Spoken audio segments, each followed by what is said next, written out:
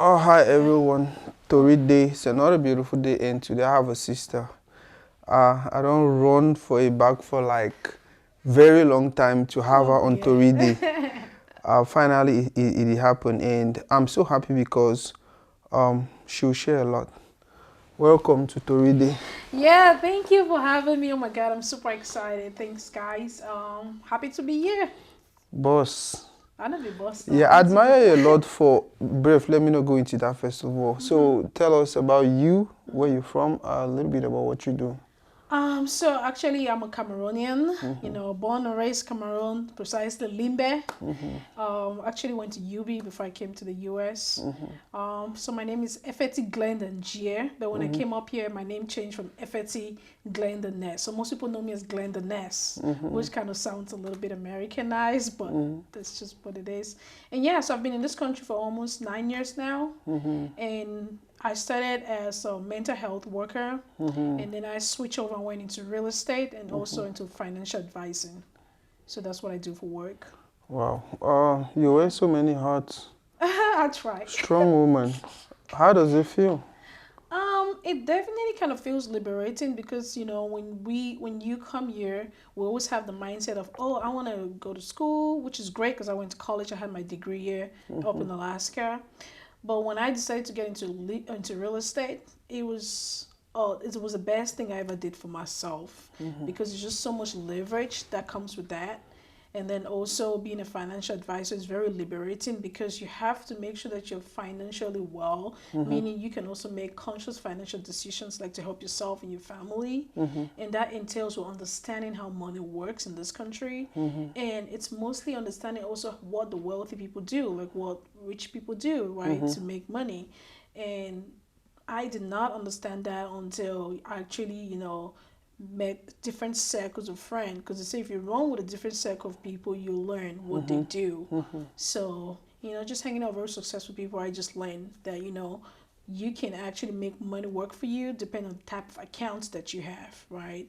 So a lot of people will say, well, what kind of accounts, right? Because typical working person, you're thinking about my checking account, my saving account. And Mm-hmm. you're thinking about, well, if my job offers me a retirement plan, which is normally a 401k, right? Mm-hmm. Most people are not thinking about, you know, do I create my own financial liberation by maybe get accounts that work for me, right? Like Mm-hmm. IUR accounts, Mm-hmm. which is Index Universal Life. It's Mm-hmm. a lot of wealthy people use that to um, grow money. Mm-hmm. And if you read books like Patrick Kelly, which is called like, the generational wealth building books, Mm-hmm. you will find out that right back in for decades, Americans have used IUR accounts, which is Index Universal accounts, Mm-hmm. life insurance to create wealth for your family. And also there's annuities out there, where you could decide to say, you put a certain amount of money in there and you give yourself time. It's an investment that has no tax. It doesn't go to probate court. And a lot of people don't know about probate court. A lot of us suffer in this country because we don't understand how public court works. You're So getting it's a very lot. deep already. I know. When you start, it's very when you're that's passionate that's about true. That's stuff. true. It's definitely So one of those more take things. and small. I know. Who is a financial advisor? So to become a financial advisor, a lot of times it's just very simple, right? Mm-hmm.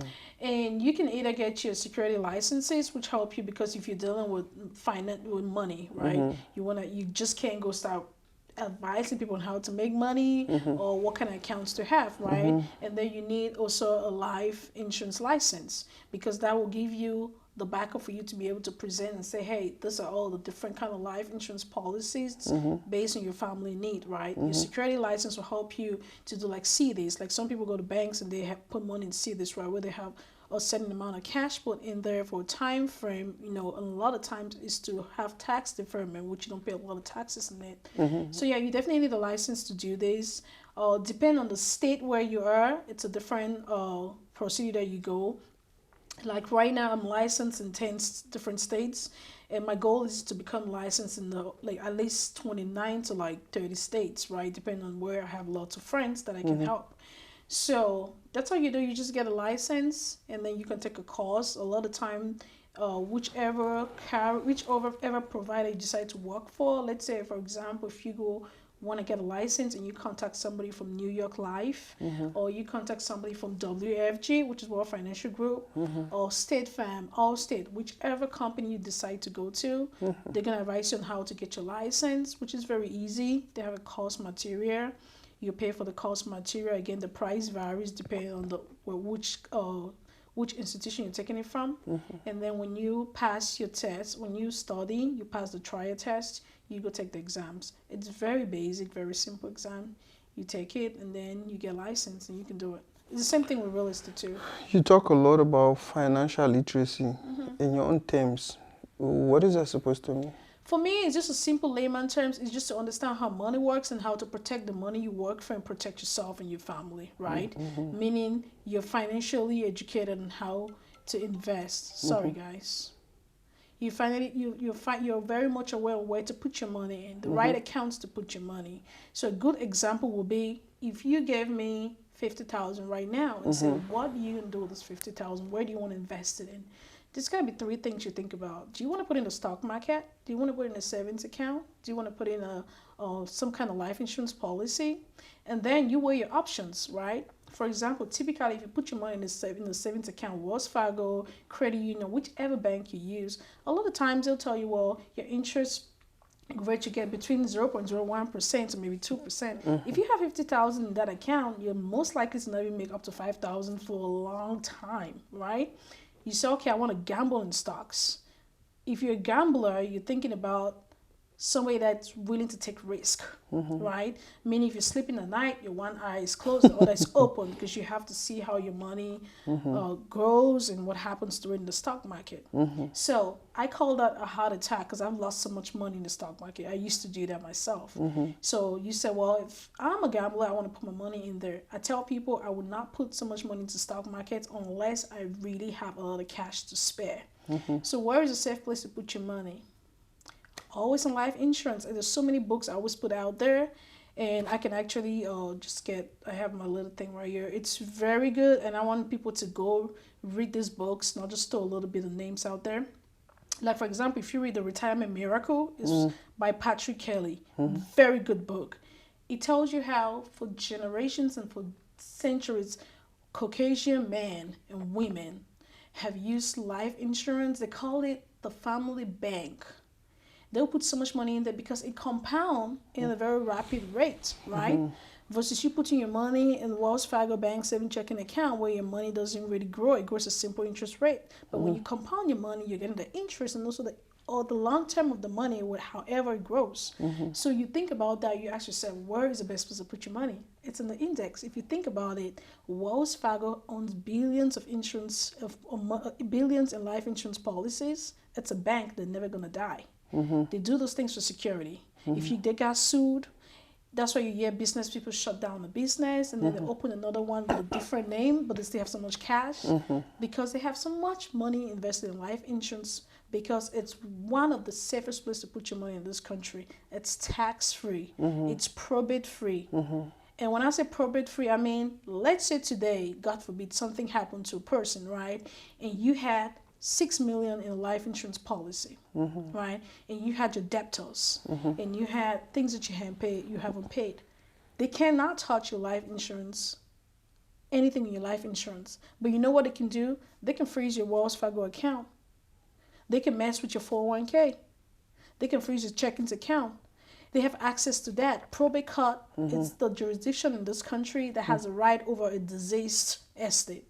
And when I talk about a disease estate, I'm not talking about your real estate, your home. It's the things that you left behind as your debt. You know, your car, your mortgage. If you had a house, a mortgage payment, right? If you die and you had a mortgage payment, the banks just won't say you die. And then what happens? It's either going to pay somehow, it's going to get on foreclosure, right? Same thing with your car notes. Same thing with the debts. A lot of us, when we came to this country, we had collection. I, for one, did. And I thought I was never going to pay. But because the system is so put together, when I wanted to buy my first property, they told me, we see that you had a judgment, you had a collection. You're going to pay that collection. And it was 9,000 something. Because I had taken a car, the car had an accident and the bank was getting me to pay for it. I said, I'm not going to pay for this car. Somebody hit me, had an accident, they didn't have insurance. Why would I pay for it, right? So the bank went and settled the payment, but then they had the debt on me. So I was still able to pay that debt. And that's just to tell you how this country is very connected, you know. So if you don't make the right financial decision, you're always going to suffer. And that's why we see a lot of GoFundMe pages in our community, because people don't understand how these things work.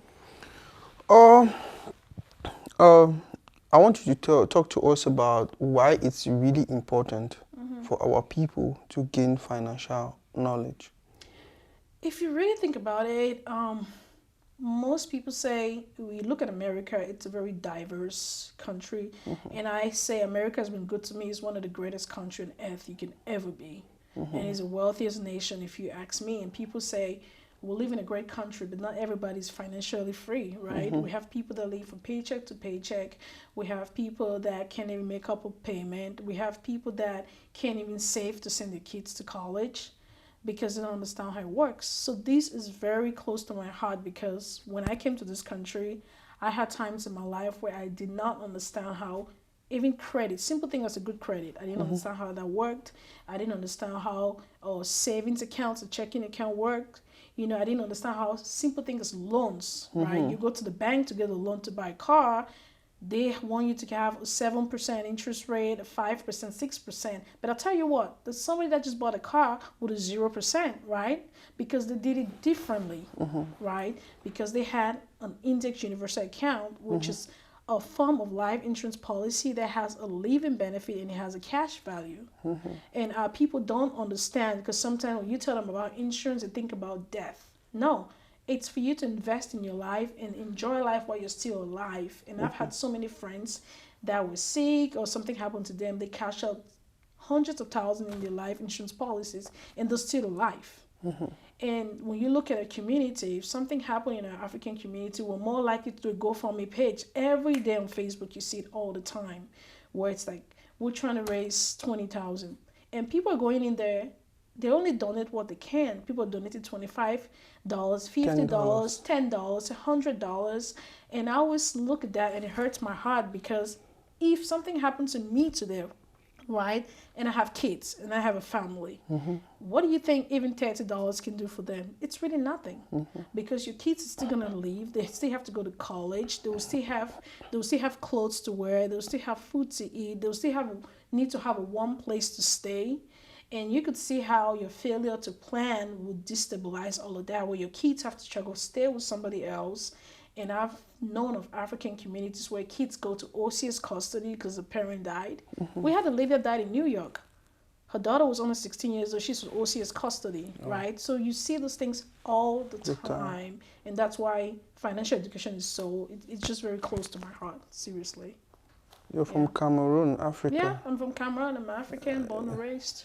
So do you think there's an advantage working with someone like you that understands the culture from where we are from? Yeah, I do think it bigs, again, working with, not really so much about culture, race, ethnicity, or anything. I personally think if you work with somebody that understands you, that understands your family dynamic, right? So let's say I have a lot of clients. I work with every client. Like, I've been selling real estate. I sell homes to Black, white, Hispanic, Caucasians. But I tend to do a lot of Caucasians because my boyfriend, he's a white man. And so I'm just almost like, I work with everybody. But it's an advantage when you come to somebody that understands your family dynamic and your needs, right? So if you came to me today and say, Glenda, what kind of account you think I can have to really save my money, to invest, tax-free, probate-free, have a living benefit, compound your money in cash, right? Because your goal is to compound, to have your money to grow. You never want to lose money. The number one rule about money is that you don't want to lose money, right? And then number two, you remember number one rule, do not lose money. So you think about that, you say, okay, what is my need? I'll ask you, are you a single guy? Do you have kids? How much policy you think you can get to protect yourself and your kids, right? And then because you explained that to me, whether I was a white person or whichever race I was, I will understand because I identify with what you have told me. So then I'll tell you, okay, this is what you need. This is my suggestion. You know, maybe you're a single guy, you really don't have that many family, you don't have a mom. You know, you get something that just works for you, right? Meaning, maybe instead of getting $1 million policy, a 500,000 policy, you get a 300,000 policy. But remember, you want to have a policy that has a cash value and living benefit, because there's no reason to ever have an insurance policy that has no cash value and no living benefit. And what are the living benefits? Simply means if today you and I are talking, right? Because we never know what's going to happen the next hour, the next day. I've spoken to people on the phone, and I wrote a policy for a guy. I wrote a policy. It was like he works in a assisted living care facility. I wrote him that policy on a Friday, and I regret it till today. He was going to sign. And so I sent it to him, and because he was in an assisted living facility, he had issue with his internet. And then I said, you know what? He always told me to tell the story and even mention his name. His name is Moses. He's from Sierra Leone. I said, well, you know what? Just sign it tomorrow and just let me know when you sign it. You know what? The next I didn't hear from him. So I texted him. I sent the message on my phone. I said, hey, bro, what's going on with you? He didn't respond. After 3 days, he sent me a message and a picture. He said, man, you can't even believe what happened. I was at work, you know. I just like feeling like nauseated, kind of like dizzy, and he went to the hospital. Thank God, he didn't have anything major, but he had like a minor heart, they call it like a arrhythmia type thing, heartbeat. It freaked me out, and I have my message on my phone that I texted him. I said, bro, you need to take care of your health and take care of you. I said, because a lot of times we want to work 16 hours, 20 hours, and all this.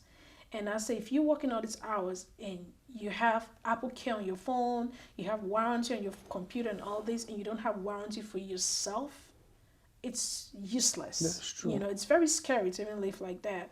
So finally, he was not able to get qualified for the plan that I was going to get him on, but he still got something.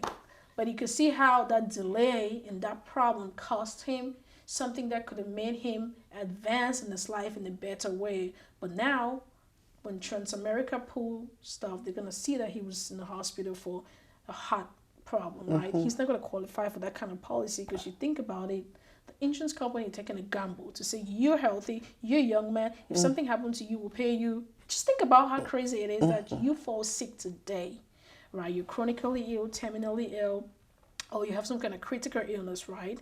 And then an insurance company pays you 50 to 100% of, let's say you bought a 200,000 policy, meaning you have you probably have 100,000, right, or more. And some people only have those policies for 2-3 months, and something bad happened to them. So just think about that. It's just like having a car insurance, right? I've had it for like 6 months, and I had an accident, and my car was like 30-something thousand. Insurance company paid for that. It's a gamble that they take. So that's what I tell people: do the things when you're young. Get an insurance policy when you're healthy, not when you're sick, not when you've been diagnosed by a doctor, because then you just can't qualify with pre-existing conditions. You know, or it's hard if you do. Oh, so before we go into real estate, what is that message? I want you to look into that camera and talk to our people. What you want them to know, most importantly, about insurance. So this is what I want my African community to know. This is very close to my heart, because I have lost so many friends, and I have seen families suffer because they did not have the right their finances in place, right? And that's why we see a lot of GoFundMe pages. And it's really sad, because we are one of the most hard-working people in this country. We come here, we go to colleges, we have great jobs, you know, we live life, we have nice homes and nice cars, but we make a mistake to not put our finances in place by having accounts that work for us, right? And I want you guys to understand that life insurance policy is not because you're going to die. It's because it protects you from something that could happen in the future, meaning you could fall sick, you could lose a home, your kids could probably go to foster care if something happened to you. So my point is, ask yourself, if my ability to make money today was affected by an illness, right? Or by an accident, what happens to you? Do you have some other income somewhere that's going to come in to help you pay your bills, to help you take care of your kids?